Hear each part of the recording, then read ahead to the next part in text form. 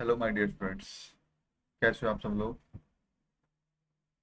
जैसा कि आपको पता है कि हमारा रियल नंबर चैप्टर चल रहा है, उसका हमारा जो है वो आज नेक्स्ट लेक्चर है। इसके अंदर हम अपने कुछ क्वेश्चन सोल्व करेंगे जो आपकी एनसीईआरटी के अंदर हैं। ठीक है बच्चों, तो आपको पिछली क्लासेस में जो भी टॉपिक किया है, अगर उसमें किसी चीज़ का डाउट है तो आप पूछ सकते हो, कमेंट में पूछ सकते हो। जैसा आपको सही लगे वैसे आप उसको कंफर्म कर सकते हो। ठीक है, समझ में आई बात। तो अभी हम क्या करते हैं, 1.2 का क्वेश्चन नंबर 5 है। चेक वेदर 6 की पावर n, चेक वेदर 6 की power n and with digit 0। सबसे पहले अगर सिंपली फॉर्म में समझो कि भाई जो 6 की पावर n है, अगर मैं उसको 6 की पावर 1 लिख के देखूं तो वो 2 into 3 आएगा। क्या वो जीरो आ सकता है लास्ट में? नहीं आएगा। अब ये बात आपको याद रखनी पड़ेगी कि किसी भी नंबर के लास्ट में जो जीरो कब आएगा, जब वो 5 का मल्टीपल होगा। कोई भी नंबर, इवन नंबर, कोई भी इवन नंबर जो है वो लास्ट में जब जीरो देगा, जब वो 5 का मल्टीपल होगा, तो एंड में जीरो आ जाएगा। लेकिन यहाँ पे अगर आप देखो तो 2 into 3, और अगर 6 की पावर 2 करोगे तो 6 into 6 आएगा। तो आपको ये कंफर्म होना चाहिए कि 6 की पावर 2 का मतलब 6 into 6 है, और 6 into 6 को 2 into 3, फिर अगले 6 को 2 into 3, ये लिख सकता हूँ मैं। अब बताओ, इसमें कभी भी जीरो नहीं आएगा। ठीक है, तो कोई भी एक ऐसा नेचुरल नंबर नहीं है जिसको, जो 6 की पावर n को सोल्व करोगे तो उसके एंड में जीरो आएगा। ठीक है, ये आपको बात क्लियर हुई है। अब इसको लिखना कैसे है वो समझो। लिखने को देखेंगे अब हम कि हमें लिखना कैसे है इसको। ठीक है, एंड विथ जीरो बताना है, जैसे 10 20 30 there these are divisible by, ठीक है, 5। तो इफ द नंबर 6 की power n for any n natural number and with digit 0, then it is divisible by 5। अगर आपको 6 की पावर n में लास्ट में जीरो चाहिए तो भाई वो सिंपल सी बात है, वो 5 का डिविजिबल होगा। That means the prime factorization of 6 की power n, that means the prime factorization of 6 की power n must contain the prime number 5। इसका मतलब जो 6 की पावर n है, इसके अंदर 5 जरूर आएगा। लेकिन मैंने आपको अभी बताया है 6 की पावर 1 होता है 2 into 3, 5 आता ही नहीं। ठीक है, आ रही है बात समझ में सबको। अगर 5 नहीं आएगा तो इसका मतलब वो नेचुरल नंबर नहीं देगा। तो देखो, 6 की पावर में 6 into 6 into 6 चलता रहेगा, और 6 को सोल्व करोगे तो 2 into 3, 2 into 3, 2 into 3, ये आपका कंप्लीट ऐसे ही चलता रहेगा। It is not possible to get prime number 5। मतलब ऐसा बिल्कुल भी पॉसिबल नहीं है कि 6 की पावर n के अंदर कि आपके पास कोई प्राइम नंबर 5 मिले। ठीक है, समझ में आ गई बात। ये चीज आपको यहाँ पे लिखनी है। ठीक है, but this is not possible because the prime in the prime factorization of 6 की पावर n इज 2 and 3। उसके बाद by fundamental theorem of arithmetic there are no other prime factor except 2 and 3 in the factorization of 6 की power n। So there is no natural number, there is no natural number, कोई भी ऐसा natural number नहीं है इसमें 6 की power n में जिसके एंड में क्या आए, जीरो आ जाए। क्या आ जाए? जीरो। आगे बात समझ में। कोई भी ऐसा नेचुरल नंबर नहीं है 6 की पावर n में जिसके अंदर एंड में क्या आ जाए, जीरो आ जाए। क्वेश्चन समझ में आया बच्चों? ठीक है, ऐसे ही आपको सोल्व करना है इसको प्राइम फैक्टराइजेशन के साथ। नेक्स्ट क्वेश्चन है हमारा, आपको बताना है कि 7 into 11 into 13 + 13, क्या ये कंपोजिट नंबर है? 7 into 11 into 13 + 13, क्या ये कंपोजिट नंबर है? तो आप सबसे पहले 13 यहाँ भी, 13 यहाँ भी, तो 13 कॉमन आ जाएगा। 7 into 11 इंटू में 1 और प्लस में 1। ठीक है, अगर आप इसको सोल्व करोगे 13 इंटू में कितना आ जाएगा, 77 + 1। ठीक है, तो कितना आ जाएगा, 13 इंटू में 78। अभी देखो, दो नंबर हैं, दोनों का मल्टीपल क्या होगा, कंपोजिट नंबर होगा। इसका मतलब हमारे पास जो हमारा ये पहला नंबर है क्या है, ये कंपोजिट नंबर है। लिखेंगे कैसे इसको वो समझ लो अब ध्यान से कि कैसे हमें इसको लिखना होगा। तो कंपोजिट नंबर बताने हैं, तो कंपोजिट नंबर क्या होता है, composite number are those numbers which can be express as a product of prime numbers. 7 into 11 into 13 plus में 13, 13 को कॉमन निकाला, क्या बचा 7 इंटू 11 प्लस 1।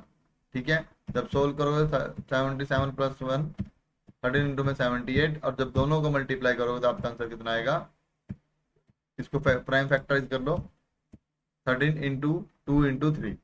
ठीक है, तो प्रोडक्ट ऑफ प्राइम्स हो गया, प्रोडक्ट ऑफ प्राइम्स, यानी कि ये नंबर क्या है आपका, कंपोजिट नंबर है। अगला को चलते हैं, 5 है, 5 कॉमन निकलेगा, तो 7 into 6 into 4 into 3 into 2 into plus में 1। अब इनको मल्टीप्लाई करोगे तो सबको प्लस 1 करोगे।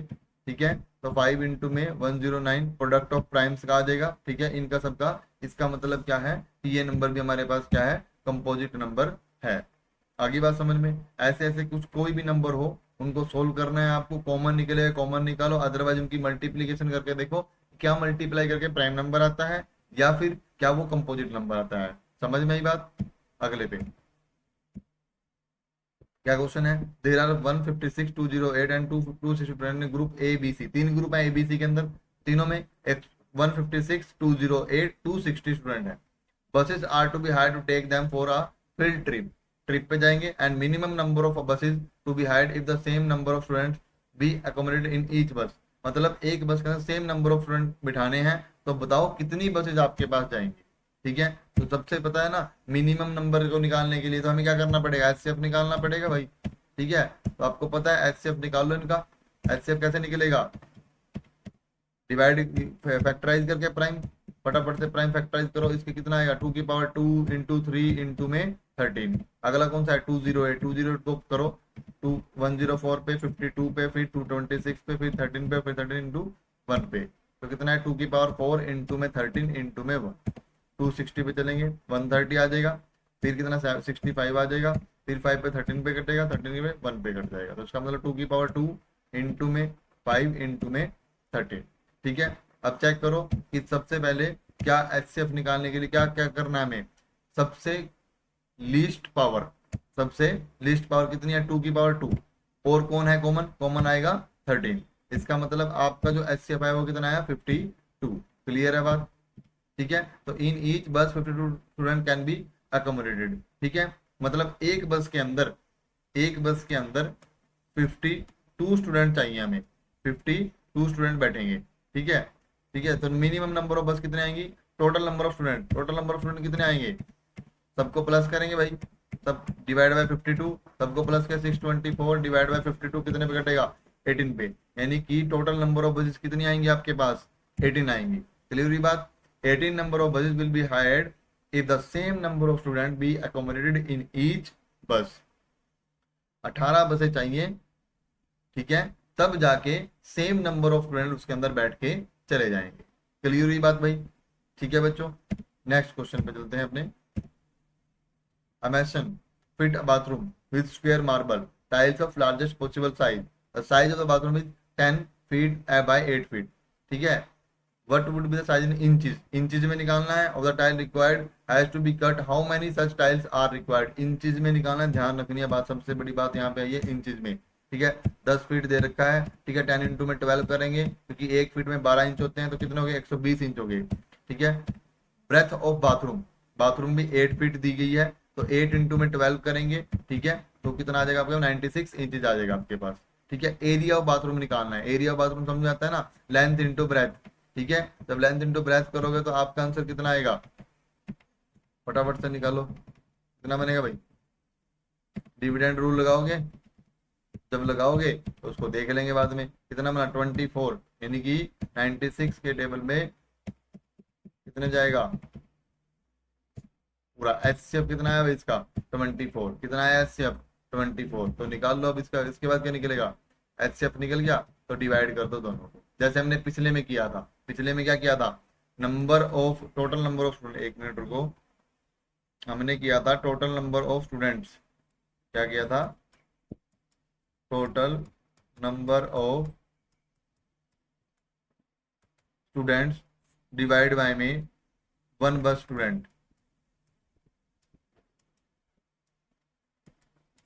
ठीक है, तो आप इसको देखो, ये आपके पास टोटल एरिया है, ठीक है, हमें एक एक एक टाइल का निकालना है। अब हमें ये तो पता नहीं कि टाइल की लेंथ कितनी है, लेकिन हम दोनों का अगर एचसीएफ निकालेंगे तो एक टाइल का निकल जाएगा 24, ठीक है, हमें निकालना है टोटल।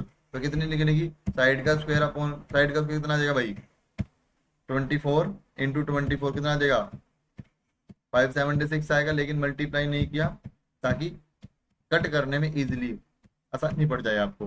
तो जब कट करो तो कितने पे कटेगा भाई, ये 5 पे कट गया, ये 4 पे कट गया, कितना आंसर आ गया 20। इसका मतलब आपको क्या चाहिए, number of tiles required is 20, तो इसका मतलब आपको 20 टाइल चाहिए। अब आपको ये पता है कि साइड इंटू साइड क्यों किया, क्योंकि ये एक लेंथ थी 24 इंचेस, ठीक है, एक साइड थी, और हमें पूरी का एरिया निकालना है टाइल का, तो साइड इंटू साइड कर देंगे हम। आ रही है बात समझ में, क्लियर हुई बात। तो साइड इंटू साइड, और साइड इंटू साइड क्यों किया, स्क्वायर मार्बल है, क्या मार्बल है, स्क्वायर मार्बल, इसलिए किसका एरिया लगेगा, एरिया ऑफ स्क्वायर लगेगा। तो 24 इंटू 24 इसलिए लगाया। तो यहाँ से आपके पास कितनी रिक्वायरमेंट है, 20 टाइल्स की रिक्वायरमेंट है आपको। क्लियर हुई बात बच्चों, कोई दिक्कत है किसी प्रकार की, ठीक है। ये कुछ क्वेश्चन थे हमारे पास, ये एक एक्स्ट्रा क्वेश्चन था ताकि इस टाइप के क्वेश्चन भी आप लोग कर पाओ एचसीएफ के हेल्प से, ठीक है, समझ में आई बात। थैंक यू, आपका बहुत बहुत धन्यवाद क्लास को देखने के लिए। जय हिंद।